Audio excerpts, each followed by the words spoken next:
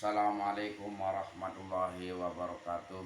Alhamdulillah wa syukrulillah ala jami'i ni'amillah wal khair wa syarri bi masyiatillah. Asyhadu an la ilaha illallah wahdahu la syarikalah wa asyhadu anna Muhammadar abduhu wa rasuluhu la nabiyya ba'da. Allahumma shalli wa sallim wa barik ala sayyidina Muhammad ibni Abdillah wa ala alihi wa sahbihi wa mawala wa la haula wa la quwwata illa billah. Subhanaka la ilma lana illa ma 'allamtana innaka antal alimul hakim. Kepada para pemirsa, para pencinta ilmu, para santri, para tulabul ilmi yang saya banggakan, saya cintai. Kemarin mah ada yang SMS ke saya meminta penjelasan definisi kurban dan akikoh, sehingga untuk bisa membedakan secara definisi masing-masing dan perbedaan atau keterangan batasan umur antara kurban dan akikoh. Baiklah, sebelum kami menjelaskan, kami akan memberikan penjelasan kitabnya dulu, bahwa keterangan ini saya ambil dari referensinya, saya ambil dari kitab Al-Baijuri juz 2. Ini syarah kitab Fathul Qorib, kemudian I'anatul Talibin yang ini, yang Talibin syarah kitab Fathul Mu'in, dan juga kitab Subulus Salam, ini adalah syarah daripada kitab Hadits Bulughul Maram. Baiklah, bismillahirrahmanirrahim. Pertama saya membahas udhiyah dulu, namun ini hanya membahas secara definisinya saja. Kemudian umur-umurnya hanya itu saja, tidak secara mendetail. Sebenarnya pada dasarnya antara udhiyah dengan akikah itu ada beberapa hal yang sama. Sebagian ada beberapa yang sama, namun ada juga yang memang keterangan khusus udhiyah dan juga untuk akikah secara berbeda. Yang pertama, bismillahirrahmanirrahim. Faslu fi akam udhiyah. Udhiyah ini bidhamil hamzah fil asyhur wa ya ismun lima yirbahu minan na'ami yauma idin nahri wa ayyamit tasyriqi taqarruban ilallah. Jadi kalimat udhiyah itu sendiri ini artinya kurban. Udhiyah itu mustaq atau diambil dari masdar dohwah. Dohwah ini merupakan sebuah awal kalimat atau nama yang dipakai untuk awalun nahri, yaitu duha. Makanya kurban itu dilakukan di awal siang, makanya disebut dengan udhiyah. Udhiyah diambil dari kalimat dohwah. Dohwah itu terang, padang. Dan dohwah ini juga mustaq dari nama awalu waktiha, itu awal waktunya dohwah, awal waktunya terang, yaitu pagi yang sudah keluar matahari, yaitu waktu duha. Jadi ada udhiyah, ada kalimat, kemudian dohwah dan duha. Ini sebenarnya masih ada perkaitan. Secara syar'i, definisi daripada udhiyah itu sendiri adalah ismun lima yudbahu minan na'ami yauma idin nahri wa ayyamat tasyriqi taqarruban ilallah. Nama untuk hayawan yang disembelih dari na'am. Na'am itu hayawan ternak. Kisarannya na'am itu adalah kambing, sapi, kerbau, unta, itu masuk kategori na'am. Disembelih yauma idin nahri, di hari riyaya nahar, yaitu hari kurban atau idul adha. Wa ayyamat tasyriqi, dan hari tasyrik, yaitu tanggal 11 Dzulhijjah sampai tanggal 13 Dzulhijjah. Penyembelihan hayawan tersebut di tanggal 10, 11, 12, 13 Dzulhijjah taqarruban ilallah ta'ala, tujuannya adalah untuk mendekatkan diri kepada Allah subhanahu wa ta'ala. Jadi kalau secara definisi secara syar'i, udhiyah adalah nama hayawan yang disembelih dari jenis na'am atau hayawan ternak, kebo, sapi, unta, kambing, yang disembelih di hari Idul Adha sampai terakhir Ayyamut Tasyrik, tujuannya adalah untuk mendekatkan diri kepada Allah. Nah, inilah kalimat mendekatkan, kalau bahasa Arabnya adalah taqarruban. Qarraba, kurbanan. Asal kurban itu sendiri, ini kalau dari Al-Quran adalah ayat yang menerangkannya fasalli li rabbika wanhar. Fasalli, maka sholata sapa sira, ai sholata Idul Adha, li rabbika karana Tuhanmu, wanhar lan nyambeleha sapa sira, ai wanhar udhiyatan, yaitu menyembelih kurban. Ini dari Al-Quran, dasar hukumnya adalah fasalli li rabbika wanhar, itu salat Idul Adha karena pangeranmu Tuhanmu, dan sembelihlah kurban. Kemudian hadis, karena hadis Nabi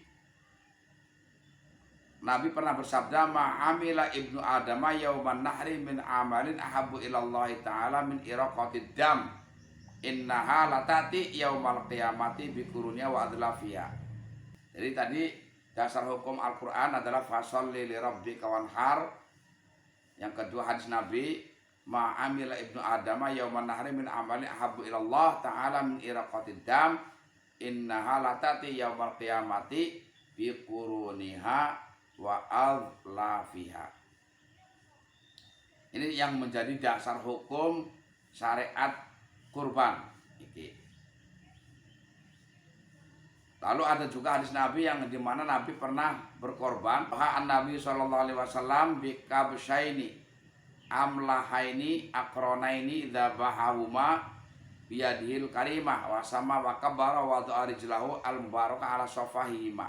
Ini juga hadis bahwa Nabi pernah melakukan kurban dengan 2 kambing kibas yang warnanya putih. Amlah ini ada yang memberikan makna putih secara keseluruhan, ada yang mengartikan juga putihnya lebih banyak daripada hitam.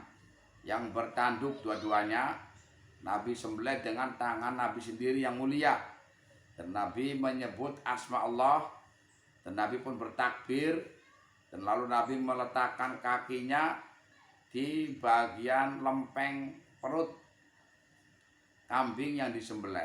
Ini memang untungnya ketika kambing ini bergerak ketika disembelih, maka kaki ini bisa menekan pergerakan si kambing yang disembelih.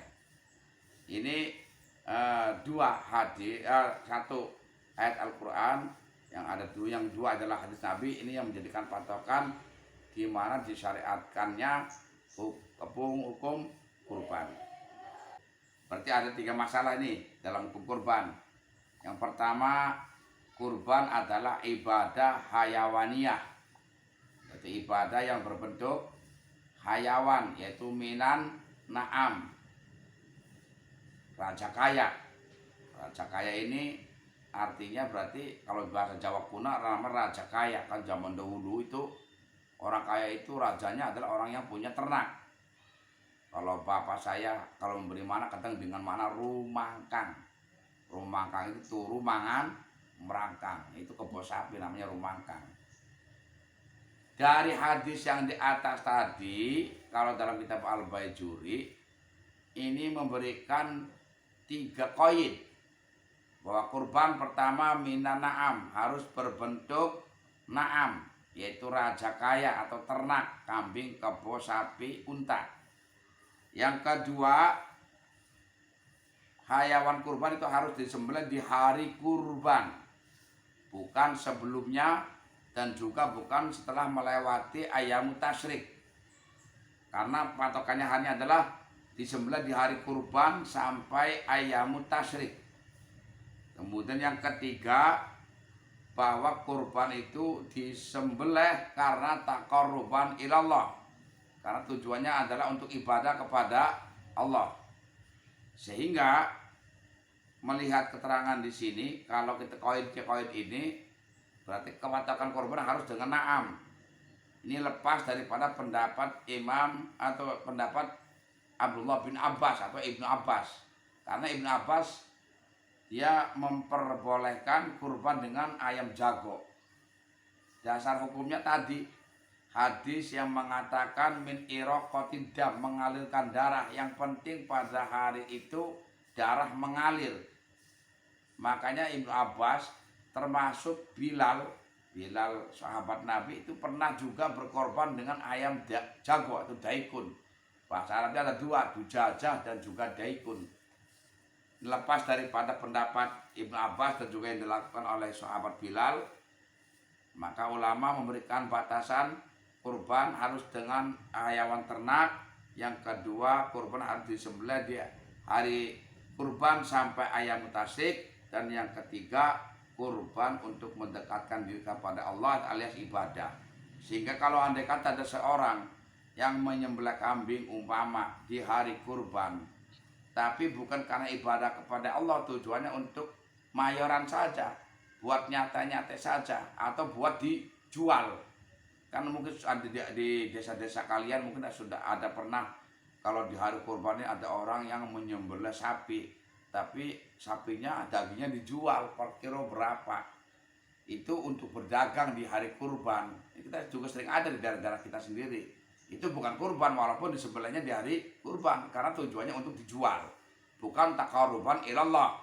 Ini perbedaannya. Nah, ini definisi kurban sudah saya terangkan definisinya. Lalu untuk siapa kurban ini? Artinya secara mukhatabnya kurban ini diperuntukkan untuk siapa? Nah ini, karena nanti ada beberapa perbedaan antara kurban dengan akikah dalam masalah ini. Wal mukhatabu biha al muslimu al balighu al aqilu al huru al mustati'u. Nah, kurban itu mukhatabnya adalah seorang muslim. Berarti kalau orang kafir jelas tidak masuk kategori disyariatkan berkurban. Al-balighu yang sudah balik. Sudah balik berarti sudah bermimpi yang mengeluarkan sperma. Namanya sudah balik, wis pengen lawan jenis lah, wis pengen kemrutan karena wis balik. Sudah mengeluarkan air sperma walaupun dengan mimpi. Kalau dengan umur khamsata asyara sana, yaitu 15 tahun. Andai kata seorang laki-laki umpama orang laki-laki ini kalau sampai 12 tahun, 13 tahun, 14 tahun belum pernah bermimpi yang mengakibatkan keluar mani, tapi sampai akhirnya 15 tahun, maka secara otomatis dari umur 15 tahun sudah kategori balik bagi seorang laki-laki. Kalau perempuan, kalau si umur 9 tahun dia sudah mengeluarkan menstruasi atau haid, ya sudah haid di umur 9 tahun, tergantung dia haidnya. Kalau umur tetap mencapai ke 15 tahun, ini balik. Berarti kalau yang masih kecil yang belum balik tidak masuk syariat, dianjurkan untuk berkurban, belum. Kemudian al-aqilu yang berakal, berarti kalau orang gila, orang stres, orang edan yang tidak punya akal tidak dianjurkan untuk berkorban karena tidak masuk kategori mukallaf di sini atau mukhatab. Al-huru yang merdeka, kalau budak, kalau zaman dahulu budak ini juga tidak masuk kategori orang yang diperintahkan untuk berkurban. Kemudian al-mustati'u, orang yang punya kemampuan melakukan kurban. Yang dimaksud al-mustati'u di sini adalah wal murad bil mustati' mayaqdiru alaihi fadilatan an hajati wa hajati mamuni yaumal aidi wa ayyamit tasyrik, yaitu orang yang punya kemampuan lebih untuk memenuhi kebutuhan dirinya, kebutuhan keluarganya di hari Id dan ayamut tasyrik. Artinya andai kata dia punya biaya, punya uang, lalu biaya uang tersebut dia belikan untuk kambing, untuk kurban, tapi dia pun masih punya sesuatu yang dia untuk memenuhi kebutuhan dirinya dan keluarganya dari mulai yaumul Id atau yaumul nahri sampai akhir tasyrik, dia masih mencukupi, masih punya persediaan harta. Ini yang dimaksud dengan al-mustati atau orang yang mampu. Jadi kalau umpama dia bisa membeli kambing dengan cara apa saja lah, artinya dia bisa membeli kambing untuk kurban. Gara-gara dia membeli kambing, akhirnya dari hari Idul Nahri sampai ayam mutasik keluarganya nggak bisa makan. Ini tidak dinamakan mustati, masih dikatakan orang yang belum mampu. Ini jadi ingat bahwa mukhatabnya orang yang kurban adalah al-muslimu, al-balighu, al-aqilu, al-hurru, al-mustati'u. Nanti akan ada perbedaan dengan yang akikoh. Adapun hukum kurban ini untuk Nabi Muhammad adalah wajib. Tapi untuk kita umatnya adalah sunnatun muakkadatun kifayatun. Ini menurut Imam Syafi'i. Awas. Menurut Imam Syafi'i, kalau menurut Imam Abu Hanifah, mau mampu atau tidak mampu kurban wajib. Ini menurut Imam Abu Hanifah. Karena memang Imam Abu Hanifah ini berdasar daripada hadis Nabi, maka lahu sa'atun walam yudahi fala yakrubanna musallana. Dari hadis ini, barang siapa sing duweni kemampuan dan dia tidak mau berkorban, maka ora usah tempat sholatnya aku. Hadis ininya menjadi patokan Imam Abu Hanifah mengatakan hukumnya wajib kurban itu. Tapi kalau Imam Syafi'i dan ulama-ulama yang bermadhab Syafi'i mengatakan bahwa kurban adalah hukumnya untuk umat Nabi Muhammad sunnah muakkad kifayah. Apa pengertiannya? Ya karena ada istilah kifayah. Jadi begini, hukum kurban yang dinamakan dengan sunnah muakkadah kifayah, artinya faida ata biha wahidun min ahli baitin kafa'an jami'ihim, bahwa andai kata dalam satu keluarga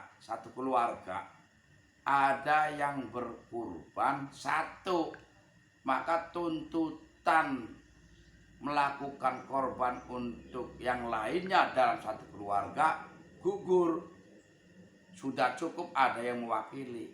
Tapi bukan berarti satu orang korban, satu keluarga dianggap sudah korban semua. Tidak, enggak begitu. Umpama satu keluarga ada orang yang berkorban dengan satu kambing, yang korbannya itu satu orang, tapi tuntutan kesunahan melakukan kurban untuk satu keluarga tersebut dianggap gugur. Ini yang dimaksud dengan sunnah muakkadah kifayah. Kifayah itu bagi orang yang hidup dalam satu keluarganya itu ada keluarga yang lain. Tapi kalau satu keluarga dia sendirian, satu rumah dia sendirian, maka hukumnya bukan lagi kifayah, tapi sunnah muakkadah ainiyah. Sunnahnya adalah bagi perorangan, karena dia satu rumah cuma sendirian saja. Nah, ini saya ambil sudah menerangkan definisi udhiyah dan juga siapa mukhatabnya untuk udhiyah dan hukumnya udhiyah. Karena kalau kita jelaskan secara menyeluruh tentang kurban sangatlah panjang dan masih banyak sekali. Saya ringkas saja. Saya langsung menuju kepada akikoh. Ini karena permintaan teman saya, memang definisi keduanya dan batasan untuk keduanya. Akikoh itu kalau secara lughatan ismun li sya'ari ala ra'sil mauludi, yaitu nama untuk rambut di kepala anak yang dilahirkan. Jadi rambut bawaannya bayi yang dilahirkan ini namanya akikoh secara bahasa, namanya secara lughatan. Sementara kalau menurut syar'an wa ya adzabihatu anil mauludi yauma sabi'ihi ay yauma sabi'i wiladatihi. Kalau menurut syar'an, akikoh itu adalah hayawan yang disembelih karena bayi yang dilahirkan di hari yang ketujuh. Di hari yang ketujuh. Ini kalimat ini hati-hati pemahamannya, karena saya sudah mempersiapkan referensi yang lain untuk menjelaskan secara gamblang. Jadi begini, kesunahan karena definisinya akikoh kalau menurut syar'an adalah hayawan yang disembelih karena lahirnya bayi di hari ke-7 kelahirannya. Ini kalau di dalam kitab Fathul Qorib kalimatnya semacam itu. Di sini saya akan menjelaskan dari penjelasan di sini bahwa yauma sabi'ihi ini sebenarnya kalau dalam kitab I'anatul Thalibin adalah keutamaan. Karena kalau dalam kitab I'anatul Thalibin penyembelihan hukum sunnah bukan di hari ke-7, bukan, tapi sejak lahirnya bayi sampai balik. Ini saya bacakan dalam kitab Fathul Mu'innya dulu. Fathul Mu'innya punya definisi begini: wa yundabu liman talzamuhu nafaqatu far'ihi ayyauqa anhu min wad'in ila buluhin. Sunnah hukumnya bagi orang yang berkewajiban memberikan nafkah untuk anaknya itu diakikahi sejak lahir sampai balik. Oleh karenanya pengertian yauma sabi wiladatihi di sini dipangkas oleh kitab I'anatul Thalibin di tengahnya. Maka yang bagus kalimatnya kalau menurut I'anatul Thalibinnya. Karena kalau hukum sunnah itu sebenarnya dari mulai lahirnya bayi sampai umur balignya anak. Ini hukum sunnah. Lalu kalimat yang di dalam kitab Al-Baijuri yang kalimatnya yauma sabi di hari ke-7 kelahirannya.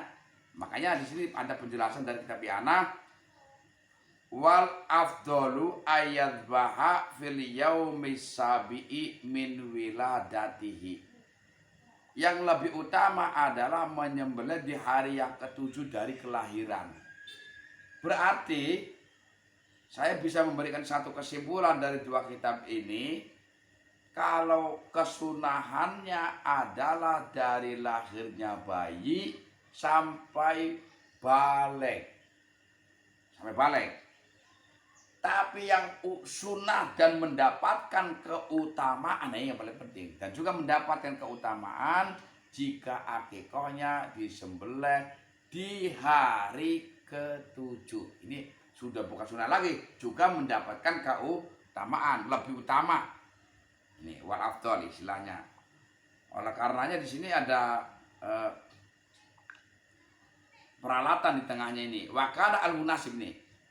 Fathul Mu'in kemudian sedikit dikritik oleh I'anatul Thalibin. Wakana al-munasib ayyakula wal afdal ayat wa fil yamis sabi' min wiladatihi. Yang pas itu bahasanya nih, pengkritikannya dalam kitab I'anatul Thalibin. Pasnya itu apabila mengatakan yang lebih utama menyembelih di hari ke-7 dari kelahiran. Karena li'anna dzaba yundabu mutlaqan. Karena apa? Kalau masalah hukum sunnah ini mutlak.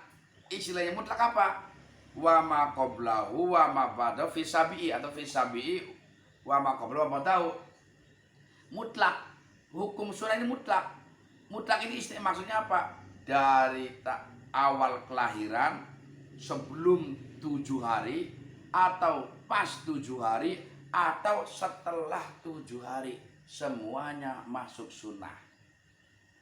Sebelum 7 hari, di hari ke-7, setelah hari ke-7, semuanya masih masuk hukum sunnah. Hanya utamanya itu di hari yang ke-7. Oke. Lalu untuk menghitung 7 hari ini dari kapan? Kalau kita melihat tanggal Qamariyah itu bukan mulainya jam 12 malam, bukan. tapi ghurubus syamsi, yaitu terbenamnya matahari.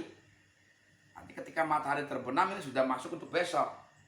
Sehingga andai kata waktu asar nih, seperti sekarang nih. Sekarang ini waktu asar nih, jam 5 kurang 1/4 nih. Sekarang ada anak bayi lahir sekarang. Maka hari ini sudah terhitung 1. Untuk menghitung sampai ke hari ke-7. Harinya sudah terhitung 1. Lah kalau lahirnya bayi nanti malam atau habis terbenamnya matahari, umpama nanti habis maghrib bayi lahir, maka mulai terhitungnya adalah mulai besok. Mulai besok mulai dihitung satunya. Ini untuk perhitungan kita kalau menghitung mau sampai hari ke-7 itu. Bagaimana jika ada bayi lahir lalu mati? Ini dibagi menjadi 2 hukumnya. Andai kata si bayi itu adalah bayi yang keluron, artinya mati di dalam perut, lalu dia lahir tapi sudah dalam keadaan sudah mati di dalam perut, maka tidak disunahkan untuk akikoh. Dan akikoh tidak ada gunanya untuk bayi yang mati dalam perut, karena si bayi nanti tidak akan dibangkitkan dari alam kubur, tidak. Dan kurbannya tidak akan bermanfaat di akhirat untuk si bayi. Tapi jika bayi tersebut lahir hidup, entah itu 1 hari mati, hidup 2 hari mati, 6 hari mati, maka hukumnya tetap si bayi tersebut hukumnya sunnah diberi nama dan juga sunnah diakikoi, karena akikohnya itu bermanfaat untuk si bayi. Nah, sehubungan tadi yang saya katakan di dalam masalah kurban, mukhatabnya adalah al-muslimu, al-balighu, al-hurru, al-aqilu, al-mustati'u. Ini mukhatabnya orang yang berkurban. Kalau mukhatabnya akikoh siapa? Nah, ini. Mukhatabnya akikoh itu adalah si wali. Wali itu artinya orang tuanya. Jadi mukhatabnya itu adalah orang tuanya yang berkewajiban memberikan nafkah kepada anak. Ya, kalau orang yang tuanya sudah mati semua, lalu pamannya ya pamannya. Jadi mukhatabnya kita dibagi 2. Mukhatabnya kepada siapa? Akikoh. Kalau dari lahirnya bayi sampai balignya bayi, maka yang terkena mukhatab, yang terkena tuntutan untuk mengakikahi itu adalah orang tuanya yang punya kewajiban memberikan nafkah kepada si bayi. Ini kalau orang tuanya masih ada semua, kalau nggak ada ya siapa saja yang menghidupi atau bertanggung jawab dengan kehidupannya si bayi, dialah yang kena tuntutan untuk melakukan akikoh. Jadi mukhatabnya itu adalah orang tuanya atau si walinya, atau orang yang punya kewajiban untuk memberikan kehidupan terhadap si bayi. Itu dari umur lahir sampai umur baligh. Bagaimana? Nah, ini kan sekali saya langsung menjawab. Sampai sebatas mana orang akikoh?